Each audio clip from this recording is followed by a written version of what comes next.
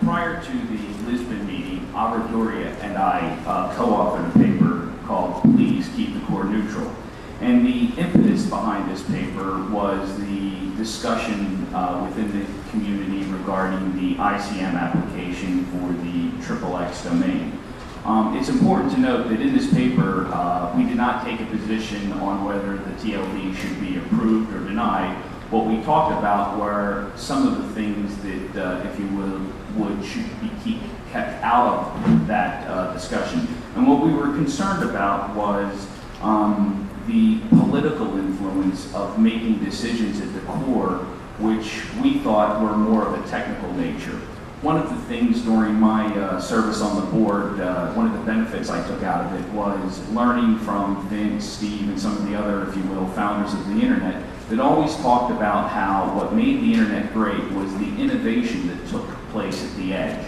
How having a neutral technical core allowed innovation. And what we proposed in the paper, Aubrey and I, was to allow that neutrality to continue at the core. We recognized that sovereign governments had the ability to regulate the actions of citizens. And what we proposed was, hypothetically, if a .XXX or adult TLD was ever added, those governments that had expressed concerns regarding that would be able, under their laws, to block access, if you will, at a national ISP level. So this was something that we had talked about, and again, put that out there more for what we would call thought leadership, to get people to think about it. And obviously the fact that we're having this forum and people are attending and people are speaking, I think, if you will, the result was recognized, and hopefully this dialogue will continue into the future because, again, ICANN has not yet finalized the mechanisms by which new TLDs will be added. So I think what I would like to do as, if you will, to continue the thought leadership is to look at two particular TLDs that might come forward, or two hypotheticals to sort of walk through of how free expression might be impacted. And this is one of the things that we've heard that ICANN staff, they've actually been running through scenarios. The 26-step chart that they've discovered, have proposed their flow chart. They've been going through test case scenarios. How are these things going to work?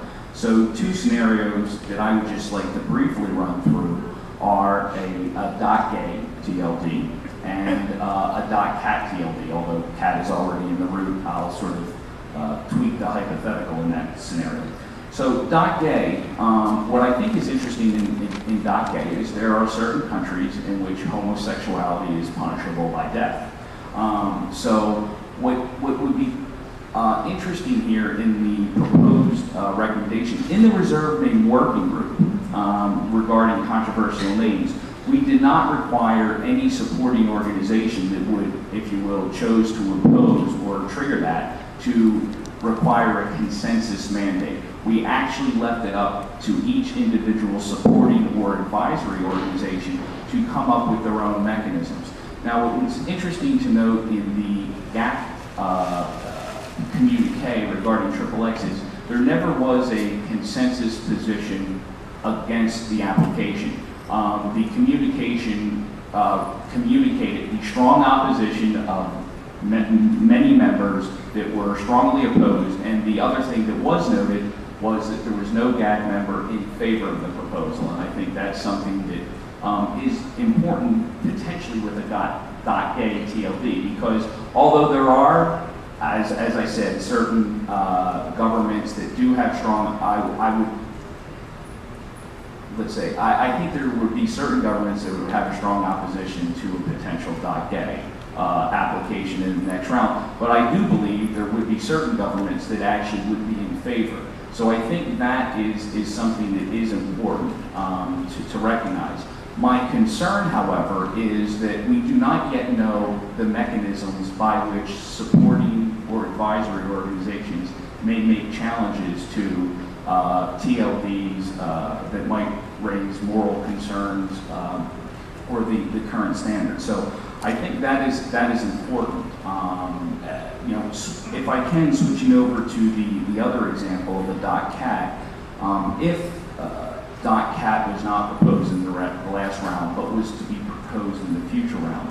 I do think that there is a scenario with the mechanisms that we are talking about by which the Caterpillar Corporation would have been able to file an objection to that string. That was a challenge that was not specifically provided for in the last round, but there is going to be a particular path by which a trademark owner might be able to challenge. I think that's, as a trademark attorney, I find that very hard. And if you look at the precedent that has been established through the UDRP decisions over the years, I would probably say that using that precedent as a baseline, it would be likely that a trademark owner would probably prevail in that particular situation to block the .cat TLD. I know Werner's disagreeing, but we don't know what the exact standard is, but I do think that there would be the potential, again, using the precedent of the UDRP, and there is precedent where they talk about commonly used words and phrases, or which people call generic terms, third-party usages. I think that there is the potential that may have gotten blocked, but it would just be the string. I think the Catalan community would have been able to come back with .catalan. They would not be denied access to the root. Again, these are just hypotheticals. I don't know, but when I look at free speech, these are the two areas that I sort of look at as potentially being problematic going forward. Those that raise certain moral issues, such as a .gay, and those such as a .cat, a .apple. We can come up with other, if we use commonly used words and phrases that do have trademark significance for companies. So these are the issues that I hope the community will be able to resolve collectively through the council, through board consultation, staff input over the next coming months, because I do think it's important to get these processes right if people are going to have, if you will, integrity, belief in the process towards that predictability that we're looking for. So again, that's my sort of initial comments, and I look forward to any of the discussions or questions that come afterwards.